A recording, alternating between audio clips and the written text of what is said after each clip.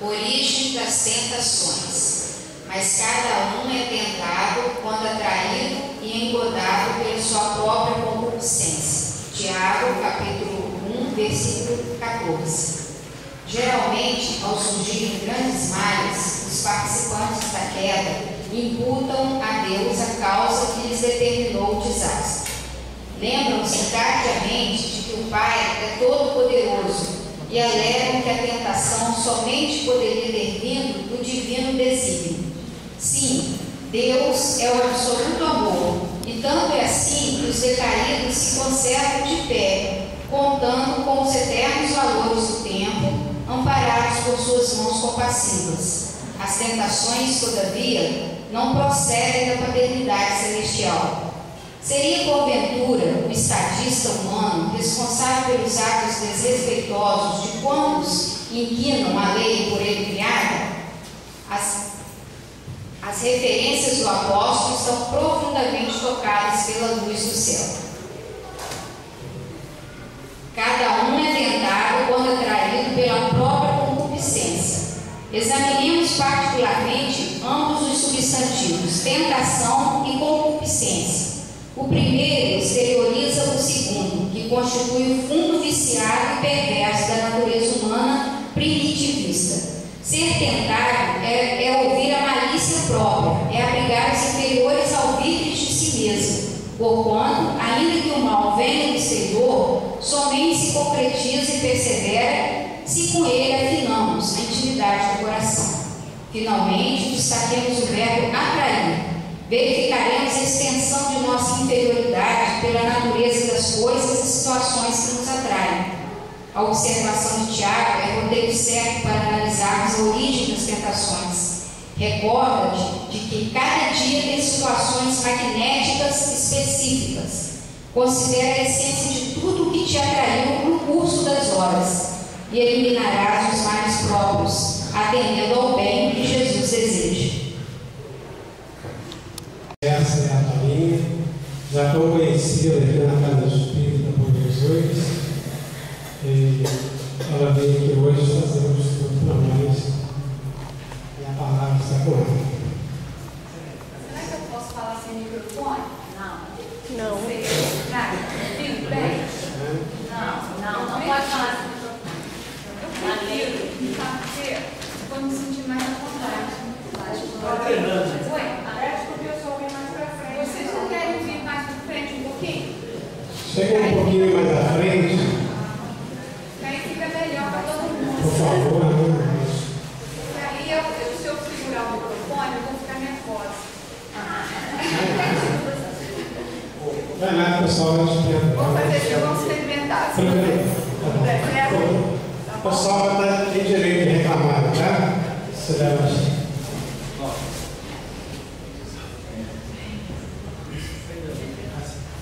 Pesados companheiros de Ideal Espírita, boa noite. É com muita alegria que nós voltamos a esta casa, a casa de amigos, que agora está enorme, né? Onde temos a oportunidade de entrarmos em contato com a mensagem de Jesus, à luz da terceira revelação, e de recebermos esse alimento que é a mensagem que Jesus nos dá, o Consolador, que vem nos falar todas as questões que nós já somos capazes de compreender, porque já estamos suficientemente maduros e igualmente sedentos. Então agradecemos sempre a Casa Espírita que nos acolhe e através dessa fé,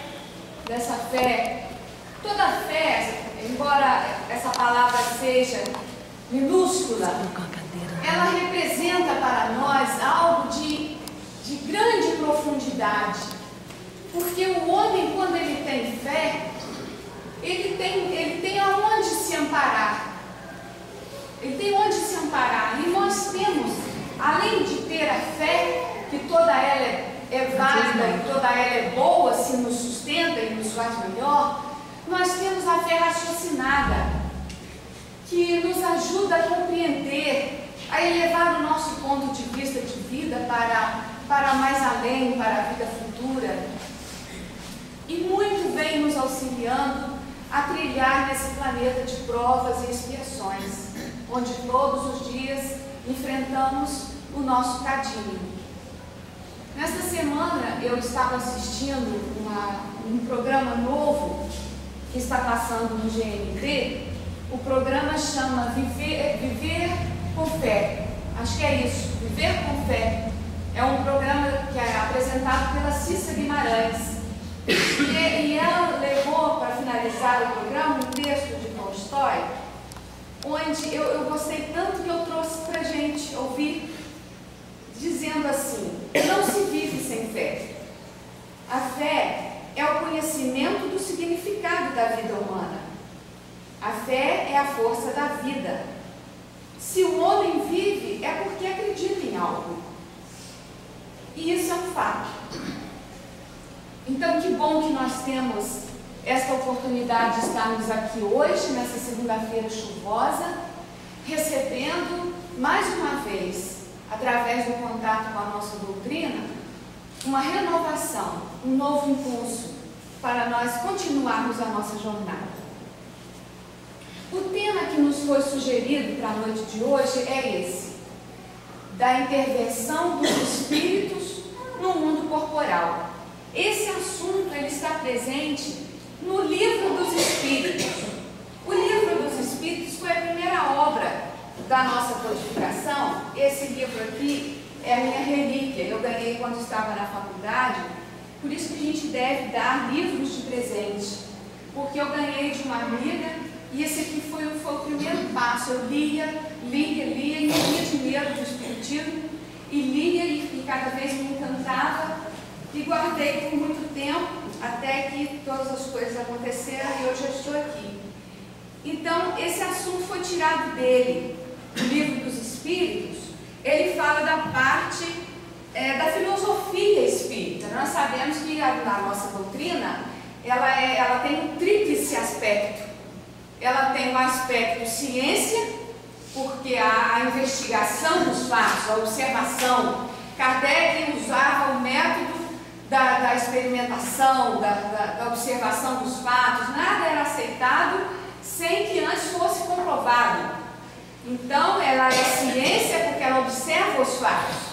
Ela é filosofia porque ela nos responde essas questões que sempre povoaram a mente do homem. Quem eu sou, da onde eu vim, para onde eu vou, por que eu sofro, o que eu estou fazendo aqui, para onde eu vou. Então foi desse livro que nós tiramos o estudo que nós vamos fazer essa noite. Ele fala sobre a imortalidade da alma, a natureza dos espíritos, suas relações com os homens, as leis morais, a vida presente, a vida futura, o porvir da humanidade, segundo os ensinos dados por espíritos superiores, com o concurso de diversos médiuns recebidos e coordenados por Allan Kardec. Então, nós sabemos que desde que o mundo é mundo, os homens, quando olham para a morte, eles sentem dentro de si próprios que a vida não terminou ali com aquela morte. E que os que morreram, os que se foram, não estão tão distantes assim. Isso desde muito tempo, vários estudos foram feitos com os povos primitivos, e entre eles, essa questão daqueles que partiram e da influência deles ali na realidade do dia a dia, ela é percebida. Então, nesses estudos, se nós vamos olharmos os povos primitivos, nós vamos perceber que existia sempre a figura de um feiticeiro, existia sempre alguém que era preparado para lidar com essas essas questões que eram então maravilhosas ou sobrenaturais ou incompreensivas, incompreendidas por eles, eram feiticeiros em alguns lugares, em outros lugares eram pajés, eram xamãs, eram os iniciados. Mas essa questão da presença daquele que se foi sempre existiu. Nós sabemos disso. Sempre existiu. E nós nos lembramos de uma passagem do Evangelho, já na época que Jesus estava aqui, trazendo a segunda revelação, que nós vamos observar a presença dessa influência dos que partiram na nossa vida. Conta-nos o Evangelho de Lucas, Lucas 9, de 18 a 20, que Jesus naquela época já havia falado com os seus apóstolos, com as pessoas do povo, reiteradas vezes sobre a questão do reino, sobre a questão do reino dos céus. E Jesus, percebendo que se aproximava o momento em que ele deveria partir, em que dificuldades surgiriam e que deveriam ser superadas pelos seus discípulos, resolve então convidá-los, os 12, para fazer um passeio. E eles então vão fazer esse passeio rumo a Cesareia de Filipe. Era um lugar de belas paisagens, um vale entre colinas, por onde corria o Rio Jordão. Tinha um monte, Hermon, onde Jesus já havia estado ali antes, no início das pregações. Mas ele desejara voltar agora para falar com seus discípulos, não mais a respeito do reino de Deus, mas a respeito dele mesmo, o Mestre. E eles vão em caminhada. E durante o trajeto, os discípulos vão conversando entre si e eles vão falando sobre como que a mensagem do Mestre era recebida nos diversos lugares por onde eles passavam. Eles iam conversando entre eles, dialogando naquela caminhada, até que chegaram num lugar determinado e pararam para o almoço. Após o almoço, Jesus então faz aos seus discípulos uma pergunta. Jesus faz aos discípulos essa pergunta: quem os homens dizem que eu sou? E aí, mais da metade dos apóstolos participaram dessa resposta, da resposta a essa pergunta: quem dizem os homens que eu sou? Que era justamente o que eles vinham falando durante o caminho. Então eles começaram a responder: uns dizem que és um profeta, outros dizem que és um homem extraordinário. Outro disse que os que não o conheciam o temiam e achavam que ele tinha coligação com o mal. E assim eles foram dando suas respostas. Outros, Pedro disse que as pessoas o achavam como Moisés, Elias, Jeremias ou outros profetas. Jesus então, após ouvir essa resposta, pensa, coloca-os num semicírculo e ele então, percebendo sempre essa necessidade de alcançar o objetivo da ida àquele lugar, que era fazer com que os seus discípulos soubessem mais a respeito dele mesmo, do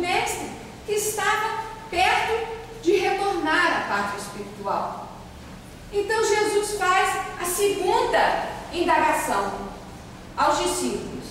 E ele faz assim: mas e vós?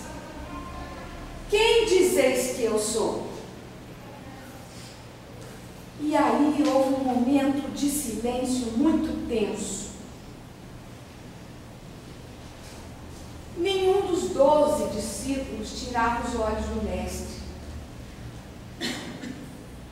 Decorridos alguns instantes, Simão Pedro se coloca de pé e exclama: Tu és o libertador, o Messias, Salvador, o Filho do Deus vivo. E os outros 11 apóstolos, então, que estavam assentados, se levantaram e indicaram que Pedro havia falado por todos eles. Depois disso, Jesus dá a seguinte resposta: que não havia sido a carne quem lhe havia revelado, mas Deus que está no céu, dizendo assim que Pedro esteve naquele momento em comunhão com o mundo superior.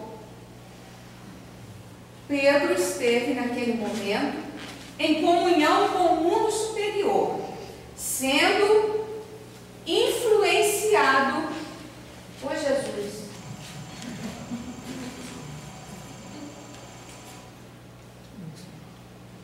Sendo influenciado por ele. Pedro não sabia dar aquela resposta. Jesus era o Messias Salvador, o Filho de Deus.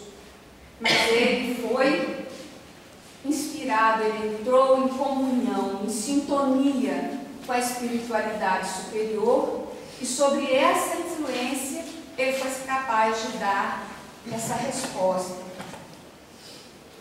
Então, nesse momento, Jesus nos mostra um quadro muito claro de que nós somos influenciados. Nós somos influenciados. Muito bem, o tempo passou, os tempos passaram, essa questão da influência ainda continuou meio que sobre os véus, até que chega Kardec.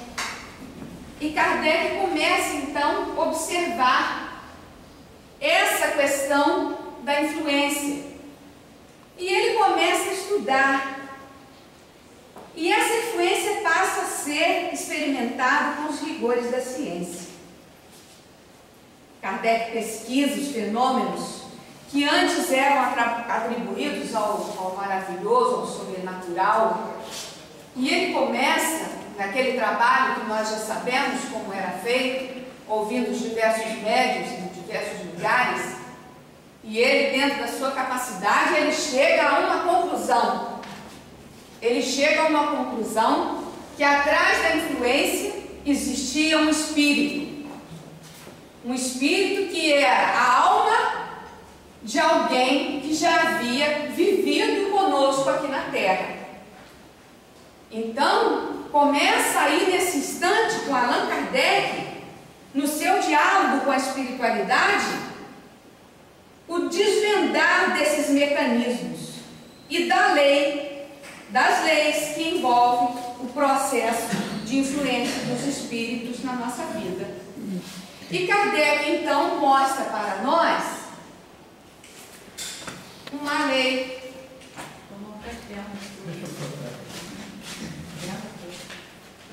Kardec fala para nós uma lei. Não, antes. Aí. Kardec diz, ali onde você estava. Aí. Kardec fala para nós da lei de sintonia e afinidade. Que a influência que todos nós recebemos, tanto de encarnados para encarnados, como de desencarnados para encarnados, ela está intimamente ligada a questão da sintonia e da afinidade. Muito bem, começamos a compreender um pouquinho. Aí, eu fui aqui no dicionário, imitando o Ricardo Peras, dicionário de Palhano, que ele sempre fala essa palavra nas palestras dele, e eu acho isso ótimo. Não é lindo isso? Olha lá. Aí eu fui ver afinidade. A lei é de afinidade e sintonia. Afinidade quer dizer atração de energias sutis entre diversas individualidades, relação afim, vínculos de simpatia, de semelhança de propósitos. É afinidade. Semelhança de propósitos. Aí eu fui ver também sintonia. Sintonizar. Sintonia. Estado de quem se encontra em correspondência com outrem. Harmonia com outrem, mesmo que seja um espírito. Sintonizar e ajustar a mente ao comprimento de ondas mentais que se desejam sejam captadas. Harmonizar-se, afinar-se, entrosar-se. Então, nós percebemos isso na nossa vida, porque nós temos essa questão da afinidade. Nós temos essa questão da sintonia e da influência. Recebemos a influência, primeiramente, no nosso lar, né? Em pequenos, somos influenciados pelos nossos pais, pela nossa criação, pela vida que levamos, pela escola que frequentamos, pelo grupo onde nós estamos, pela igreja que nós vamos. Nós recebemos essas influências. Por isso que nós precisamos estar atentos, quem tem crianças ainda pequenas, com essa questão da influência, dos ambientes, do que se lê, do que se vê, porque nós estamos vivendo momentos difíceis. Nós temos aí influências difíceis que chegam no nosso lar através da televisão, a mídia, enfim, está difícil. Então nós precisamos observar, porque a criança, ela é criança porque isso torna possível que ela receba, através do nosso exemplo, da educação que nós lhes daremos, o caráter, os valores, uma conduta correta, aproximá-la da lei divina, aproximá-la de Deus. É para isso que nós recebemos os filhos, a missão de mãe, de pais, não é? É a maior missão que temos. Então essas primeiras influências que os filhos recebem são conosco. Nós aqui lembramos dos nossos pais, quando nós éramos crianças, como era bom a nossa mãe em casa, o pai, era uma outra vida, era muito bom, e a gente se lembra todos os dias daquilo que o nosso pai falou, que é o exemplo da conduta da nossa mãe, a gente se lembra disso, não é? Então a gente vai recebendo essas influências, e à medida que o tempo vai passando, nós vamos nos tornando adultos, nós vivemos em sociedade, nós vivemos na comunidade, e nós somos sendo mais capazes de selecionar, de fazer uma seleção sobre as influências que nós desejamos receber ou não, justamente porque nós já estamos sabendo o que queremos, de que gostamos, como a página de abertura nos falou, aquilo que nos atrai, não é? O que trazemos dentro de nós, o que nós queremos. Então isso vai fazendo os grupos, vai fazendo as amizades, vai fazendo com que eu seja amiga de A ou de B. Por quê? Por questão de afinidade. Às vezes nós temos mais afinidade com um amigo, uma pessoa que conhecemos há pouco tempo, mais do que com um irmão. Às vezes nós nos sentimos melhor com uma pessoa do que com um familiar, um irmão consanguíneo que está dentro de casa. Por quê? Porque em casa às vezes não existe afinidade. Por quê? Porque não existe essa comunhão dos objetivos, do pensar, do querer. São pessoas, embora irmãos, somos às vezes inimigos, que fomos colocados juntos para o aprendizado do amor, da troca do ódio pelo amor. Nós sabemos disso, que a família reúne, da maioria das vezes, não espíritos afins, mas espíritos que precisam estar juntos para trocar, para se amarem, não é? Então, às vezes nós temos afinidade com uma pessoa de fora, temos sintonia, gostamos de conversar, de bater papo. Eu nessa minha pesquisa, eu vi também um caso, eu não sei se é verdade, eu vi na internet, que a cantora falecida recentemente, Amy Winehouse, ela vinha de uma família de profissionais do jazz, tios, familiares, e ela foi criada nesse ambiente da boa música. E ela, com aquela voz maravilhosa, começou então a desenvolver esse seu talento. Mas o que aconteceu? Ela foi adquirindo a fama, ela foi se projetando no cenário mundial, ela foi ganhando dinheiro, e nós sabemos que tudo isso abre portas. E a reportagem diz que ela conheceu uma pessoa, ela se casou com essa pessoa e recebeu influências muito negativas vindas do seu companheiro de jornada, dos amigos dele. Então ela começa a se envolver, a entrar nesse mundo do álcool, das drogas, e nós vimos então aonde foi que isso tudo chegou, não é? Porque, como nos disse Tiago na página de abertura, nós somos tentados, cada um de nós somos tentados conforme a nossa própria concupiscência. E isso é um fato, porque é aquele cadinho que nós trazemos, todos nós, aquela dificuldade, é aquilo que para nós ainda é difícil, representa uma vigilância, uma necessidade de maior vigilância, aquele ponto, né? É o fundo viciado que ele fala, as palavras dele, é o fundo viciado que nós temos. Às vezes, para mim, um copo de cerveja não diz nada, ele pode ficar aqui, mas para o meu irmão, esse copo de cerveja representa um grande perigo, porque todos nós temos as nossas fraquezas. Nós ainda estamos caminhando, nós ainda estamos no nosso crescimento, no nosso trabalho de evoluir, de combater as nossas imperfeições, de retirar de nós o homem velho, de conquistar as virtudes. Por isso que a nós ainda sofremos as influências, tanto as positivas quanto as negativas, porque nós ainda não estamos prontos, como Jesus estava pronto.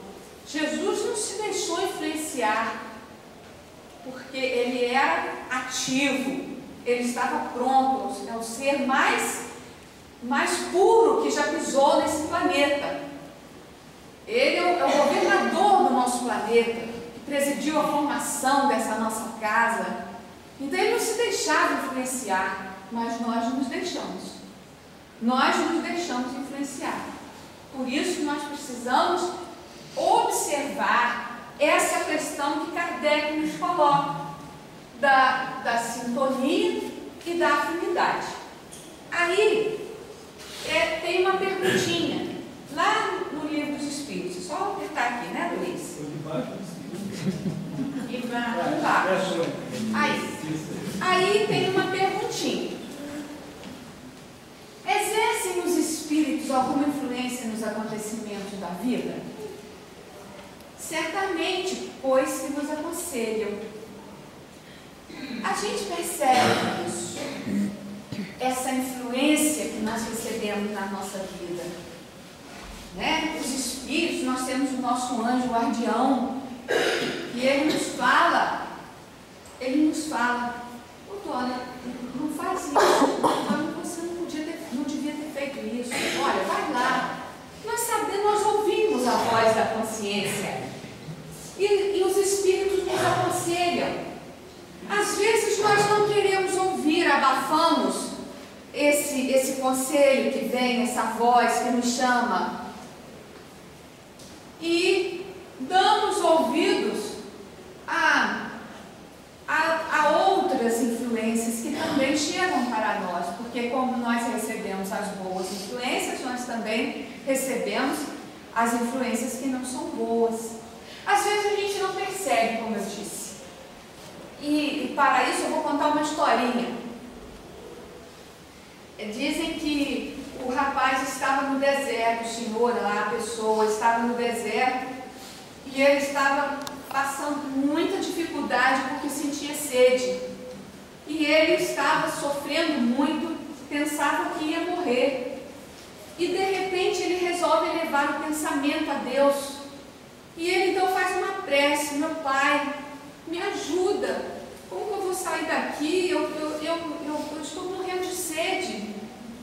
E aí passou um tempo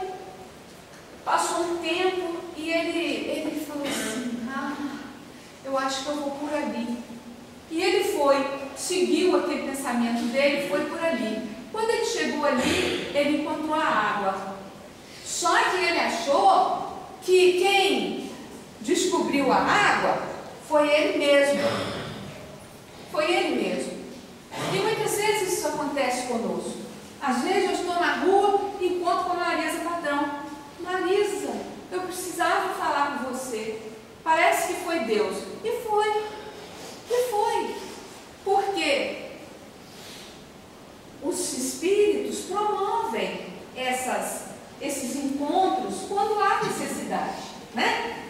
Aí, seguindo a pergunta, tem a letrinha A que fala assim: exerce essa influência por outra forma, não apenas pelos pensamentos que sugerem, isto é, tem ação direta sobre o cumprimento das coisas? Sim, mas nunca atuam fora das leis da natureza. Muito bem, os Espíritos não podem fazer o que eles bem entendem. Para nós entendermos essa resposta, eu vou contar também, vou dar um exemplo. Esse exemplo está no Livro dos Espíritos. O Livro dos Espíritos nos diz que o rapaz ia subir a escada. Quando ele subiu a escada, ele foi intuído: sobe a escada. E ele subiu a escada. Quando ele subiu a escada se quebrou, o rapaz caiu e desencarnou. Os Espíritos influenciaram não na escada, fazendo com que ela apodrecesse ou quebrasse, mas os Espíritos influenciaram o rapaz, que estava gordo, que estava pesado, para subir na escada, que já não estava tão nova. E a escada, não aguentando o peso dele, fez com que ele caísse e ele morreu, porque era a hora da sua partida. Então, os Espíritos, eles não agem fora das leis da natureza. Ele jamais poderia atuar na escada, na madeira ali, a escada estava ali. Um outro exemplo que o Livro dos Espíritos nos dá, para nós entendermos a influência dos Espíritos, é quando ele nos conta que a mulher, para se refugiar da chuva, ela se abriga sobre a árvore. E estava chovendo e a mulher ficou ali, debaixo da árvore, se protegendo. Mas eis que veio o raio. O raio veio. E os Espíritos não podem desviar a rota do raio. O raio caiu na árvore, como deveria cair segundo as leis da natureza. Só que a mulher foi intuída a se proteger debaixo da árvore. Por quê? Porque ela precisava desencarnar naquele momento, fulminada pelo raio. Outra coisa que nós nos lembramos também é que naquela época que houve o tsunami lá na Indonésia, onde aquela onda gigantesca matou diversas pessoas, um casal de turistas mergulhava nas profundezas do mar. E eles não perceberam nada do que estava acontecendo na superfície.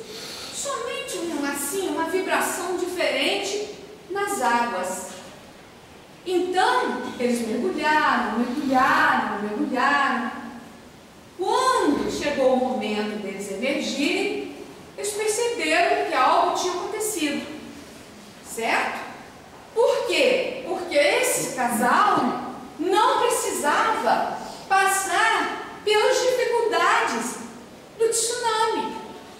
Eles não precisavam desencarnar. Então, eles foram intuídos a ficarem ali, submersos, aproveitando o mar, o fundo do mar. Vamos mais uma. Gente,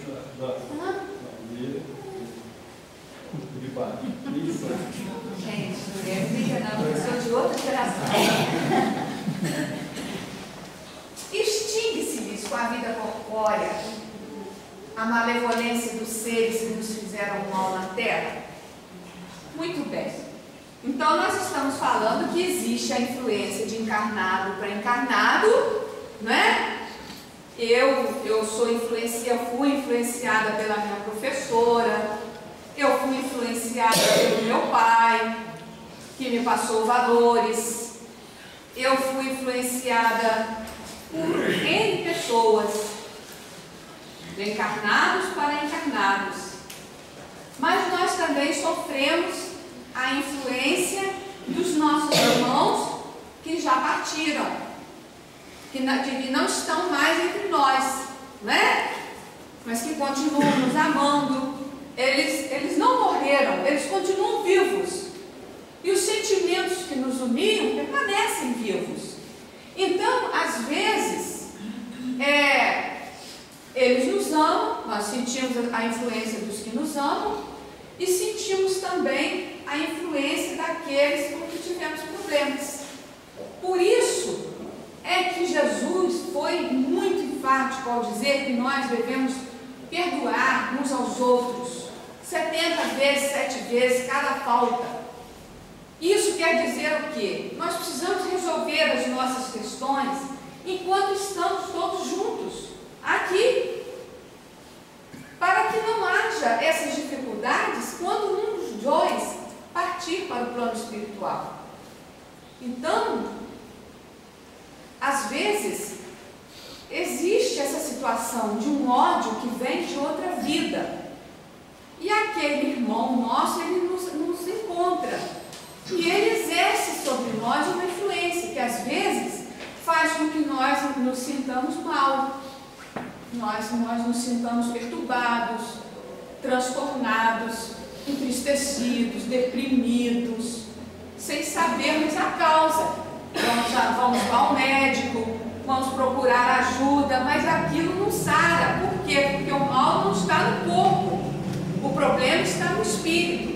Então é na casa espírita, ou é através da prece, através do amor, através da prática do bem, através dessa consciência da existência do mundo espiritual, é que nós vamos estar sempre em sintonia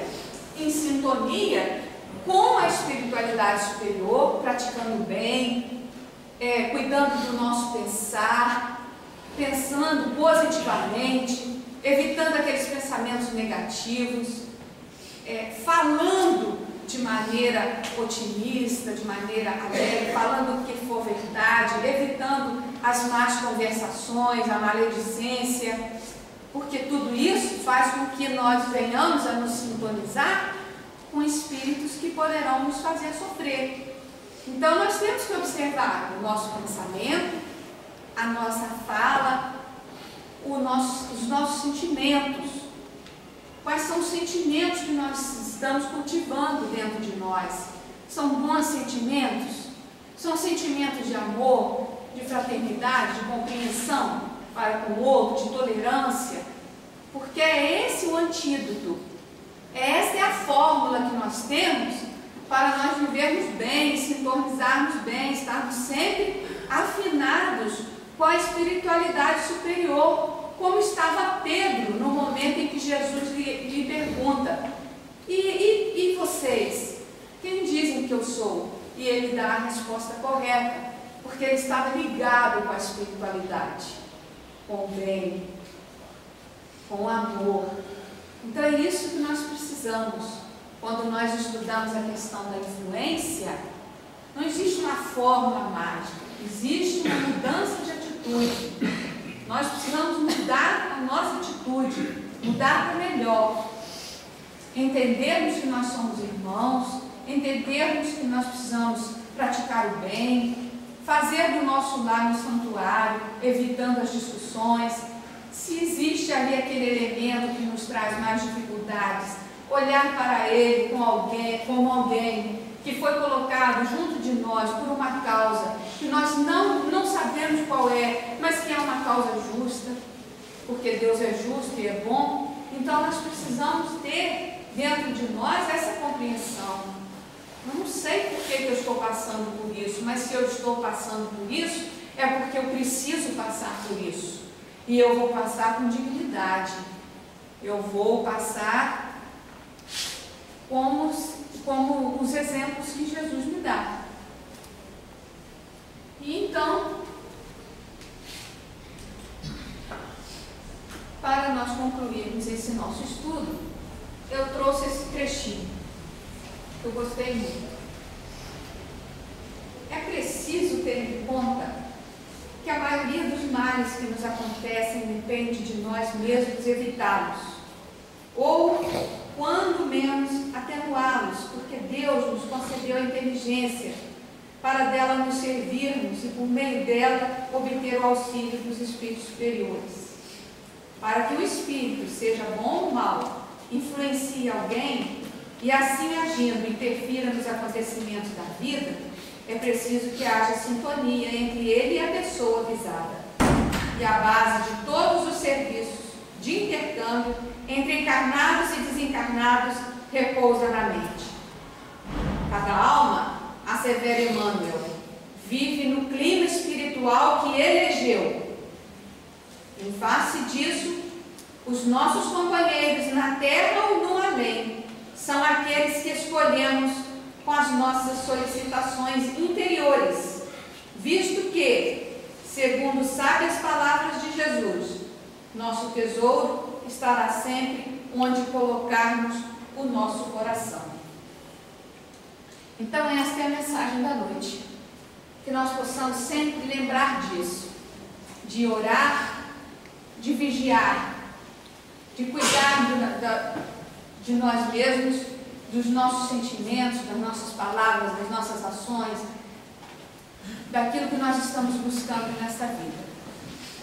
Que nós possamos refletir sobre isso, que possamos consultar essas questões quando chegarmos em casa.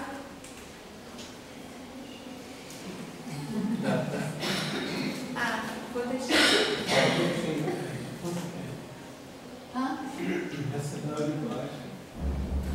Que nós possamos lembrar de tudo isso que nós falamos aqui sobre a influência. Recebemos influência porque estamos ainda caminhando, somos viajores, somos aprendizes e precisamos de muita vigilância. Que nós possamos ter uma semana de paz e, se estamos passando por dores, se estamos passando por dificuldades, se está difícil a jornada, vamos lembrar que tudo passa, que tudo tem um porquê, que nós estamos aqui para aprendermos a sermos pessoas melhores. Esse é o nosso objetivo maior. Nós estamos aqui hoje, não sabemos amanhã, não sabemos quando que iremos voltar. Então vamos aproveitar o tempo para fazer coisas boas, para ajudar o próximo, para semear o bem, essas coisas que também nos fazem tão bem. Para perdoar hoje ou amanhã. Se nós temos ainda uma questão com alguém, vamos procurar essa pessoa. Certamente ela também está com muita vontade de fazer as pazes com você. E que Jesus nos envolva, na sua paz, na sua luz, hoje e sempre. Que assim seja.